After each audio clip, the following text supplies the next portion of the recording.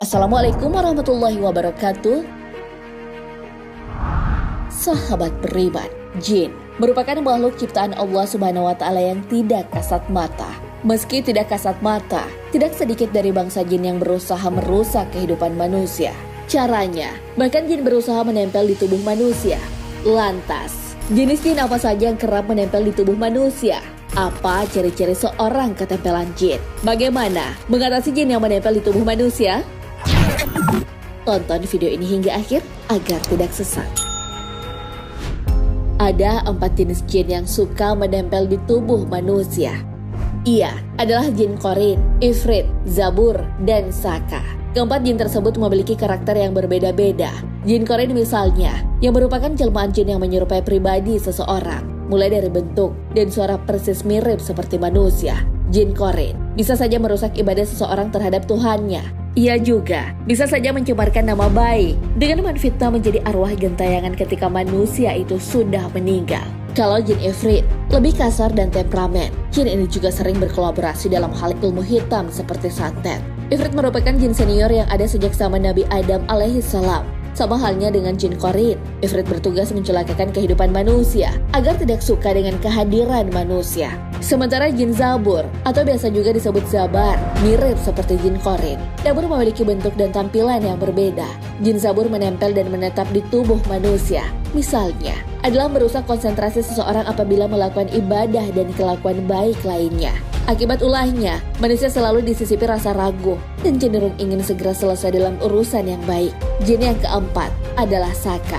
Jin yang satu ini juga menempel di tubuh seseorang. Tujuannya untuk membuat tubuh manusia menjadi kebal dan kuat, sehingga seolah-olah merasa kuat dan lupa bahwa ada yang lebih kuat dari manusia itu sendiri.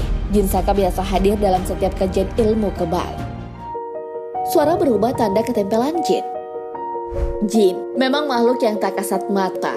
Sebagai musuh, ia akan selalu mengganggu kehidupan manusia agar terjerumus pada hal-hal yang tidak baik. Salah satu cara jin mengganggu manusia adalah dengan menempel di tubuhnya. Untuk itu, perlu diketahui ciri-ciri seseorang ketempelan jin. Salah satu ciri manusia yang ketempelan jin adalah perubahan suara secara mendadak. Perubahan suara itu terkait dengan tutur kata, sifat, dan tingkah laku seseorang. Biasanya bahkan orang tersebut akan memiliki sorot mata yang berbeda daripada biasanya. Pandangannya tidak tentu arah dan sering kali menunjukkan gelagat yang gelisah. Tak hanya itu, orang yang ketempelan makhluk gaib ini biasanya memiliki keinginan yang aneh dan tak biasa. Namun di sisi lain, kekuatan orang tersebut justru menjadi lebih kuat daripada sebelumnya. Bahkan seringkali tidak hanya kuat, ia juga memiliki pengetahuan yang lebih banyak. Misalnya, orang tersebut bisa meramal masa depan atau bahkan membaca latar belakang suatu kejadian. Perubahan drastis pun terjadi, misalnya cara jalan, cara bicara, dan suara seseorang yang ketempelan jin mendadak berubah. Bisa meruqyah diri sendiri apabila ketempelan jin? Islam mengenalkan metode ruqyah untuk menghilangkan gangguan jin yang menempel di tubuh manusia. Ternyata, seseorang bisa meruqyah diri sendiri apabila merasa ada tanda-tanda gangguan jin.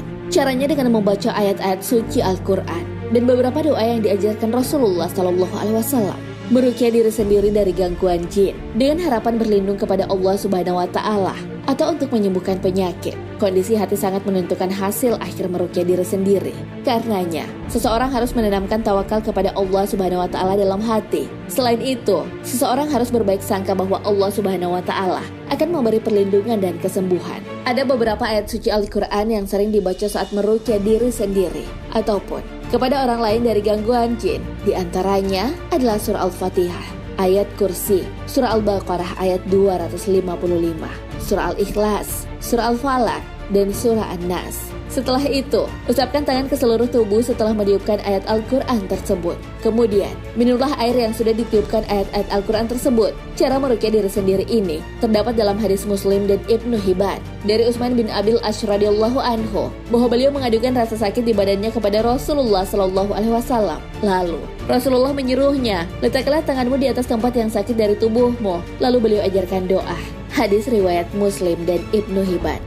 Adapun doa yang diajarkan Rasulullah SAW, yakni, aku berlindung dengan keperkasaan Allah dan kekuasaannya dari kejelekan yang aku rasakan dan yang aku khawatirkan. Meski memang ada jenis jin yang menempel di tubuh manusia, namun Islam memberikan panduan agar seseorang terhindar dari godaannya.